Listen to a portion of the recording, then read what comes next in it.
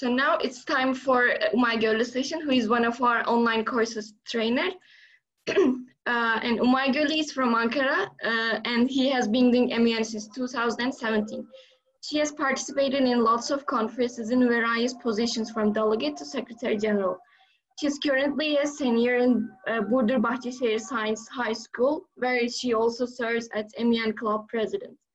She knows 3 languages, traveled more than 5 countries, and has ultimate dream to help people as much as she throughout her life, and is known her fast and efficient work ethic, as well as her knowledge on Model United Nations conferences. So now our topic is a sense of writing study guides, and stage is yours, my girl. All right. So greetings everyone. I hope everybody is having a great day. I am Umay GÖLLÜ, and some of you may know me as the short angry chair. I live in Burdur, although I'm originally from Ankara, and I'm a scholarship student at Burdur Bahçeşehir Science High School, currently a senior, which is why I look so stressed all the time. I'm also the academic coordinator of MUN Point, and I'm a teacher there, and I'm also the founder, president, and the secretary general of the BBMUN Club. Today, I will be talking about the essence of writing study guides, because whenever I get to be an Undersecretary General, I go all out. So what is a study guide? A study guide is basically a condensed version of all the important information you need to know. The purpose of a study guide is to help you synthesize and summarize the information, as well as cover important points regarding the agenda item. Study guides are usually released a week or 2 before the conference to help delegates further advance their research.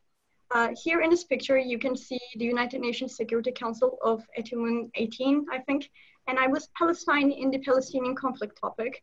And I think after that conference, I genuinely considered quitting MUN because I was just bored or having anxiety attacks all the time because of certain people in my committee. I think we can recognize a few delegates on the chairboard from that picture. Most delegates do not read study guides, and I used to be one of them, and needless to say, the P5 in that committee absolutely destroyed me, and it was traumatizing. I know I look perfect, but there was a time in my MUN career where I would go to conferences just to see my hometown. So fortunately, I stopped doing that right after this conference, because the certain people in my committee that I've become really close with taught me that MUN could be fun, and they actually encouraged me to keep attending to them. And after that, I became a very, very çirkef delegate. So 2, who writes the study guides? As I mentioned in the first part of my speech, the respective Undersecretary Generals and academic assistants of your assigned committee will be the ones who are responsible of writing study guides on the Harvard procedure.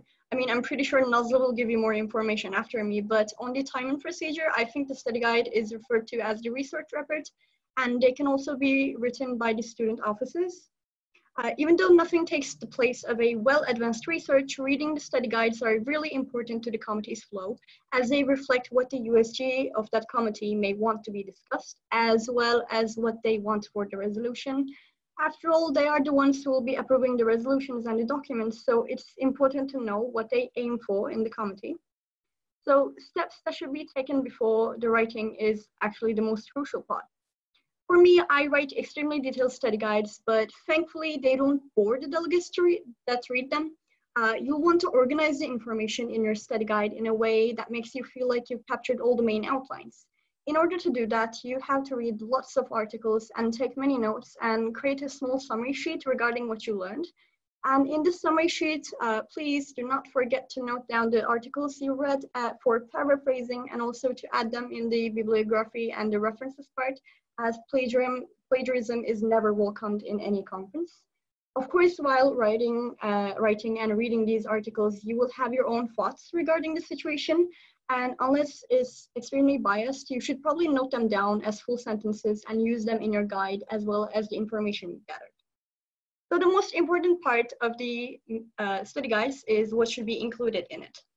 Main elements of the study guide should consist of the following ingredients, and I will be briefly talking about them. So table of contents and the letters are pretty self-explanatory, but introduction to the committee is an important part. So most UN bodies are established around the same time.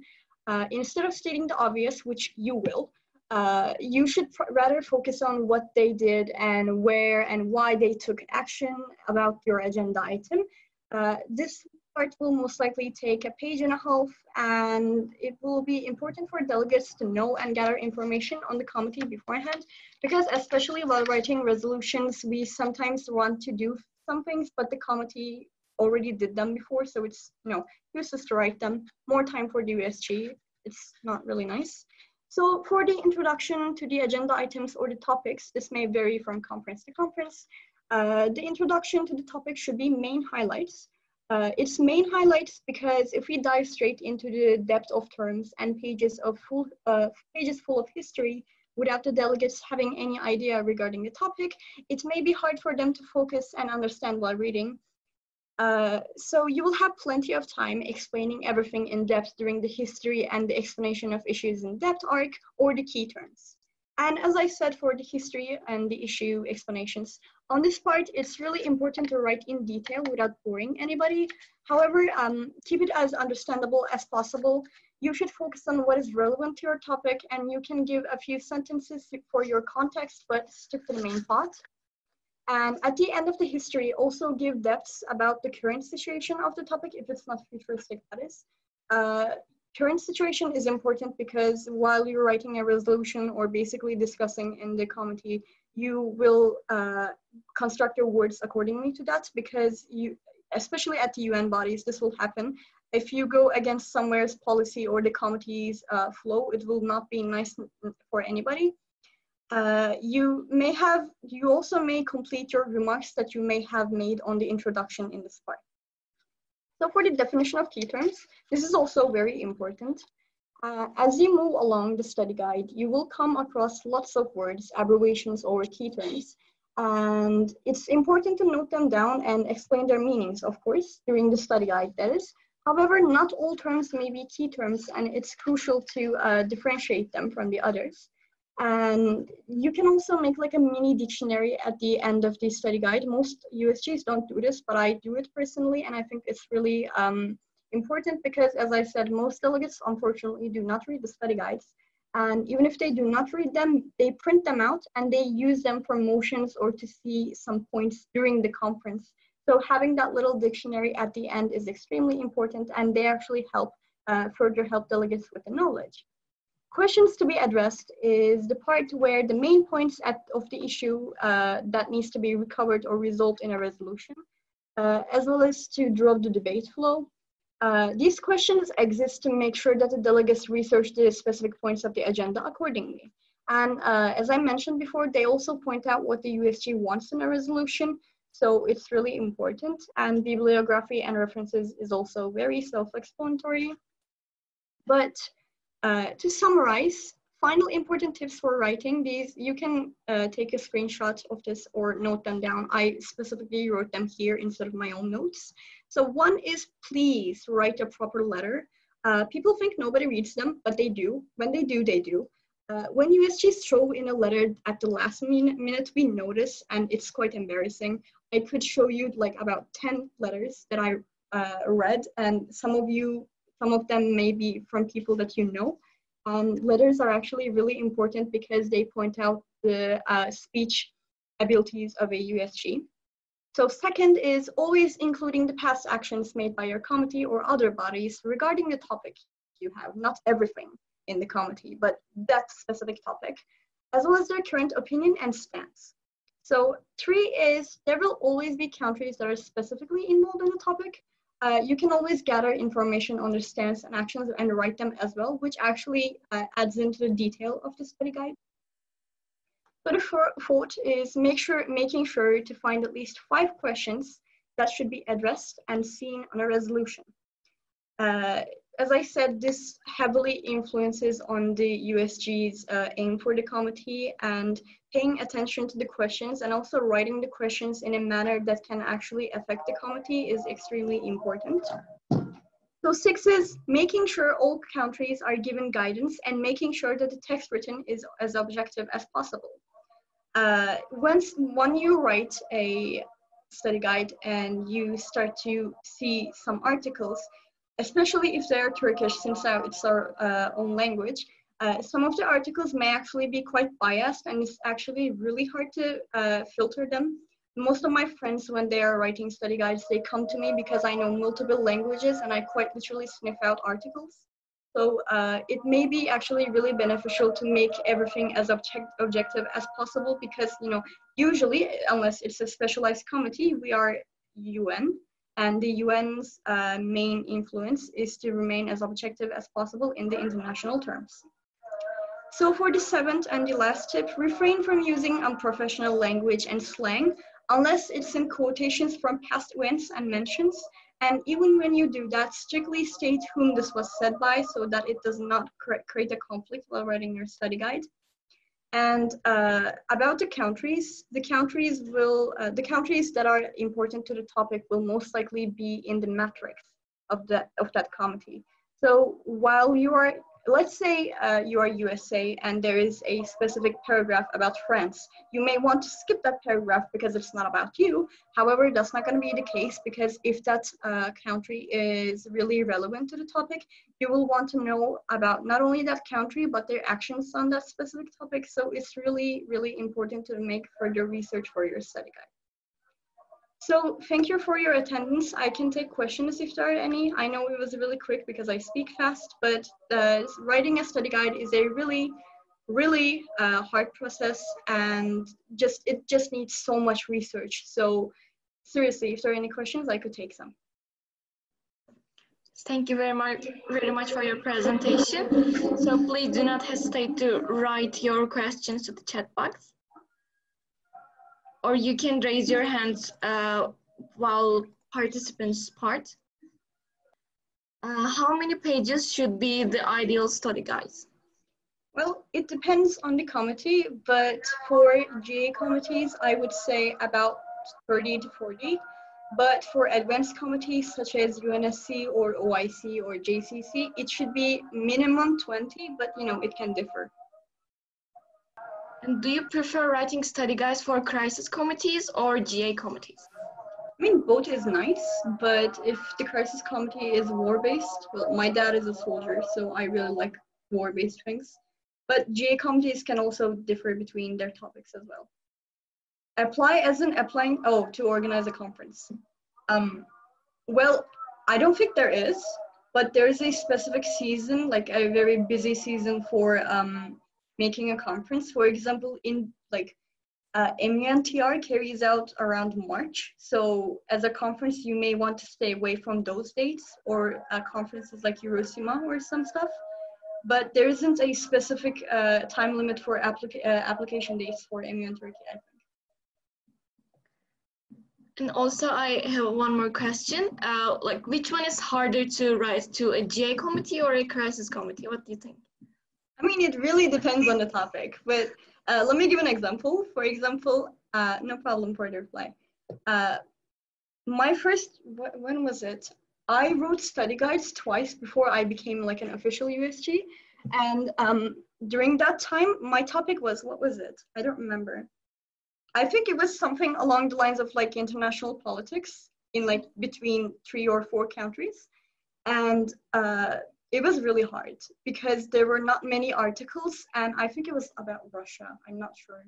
But as you know, like Russian people keep their politics really to the inside, so it was really hard to find articles.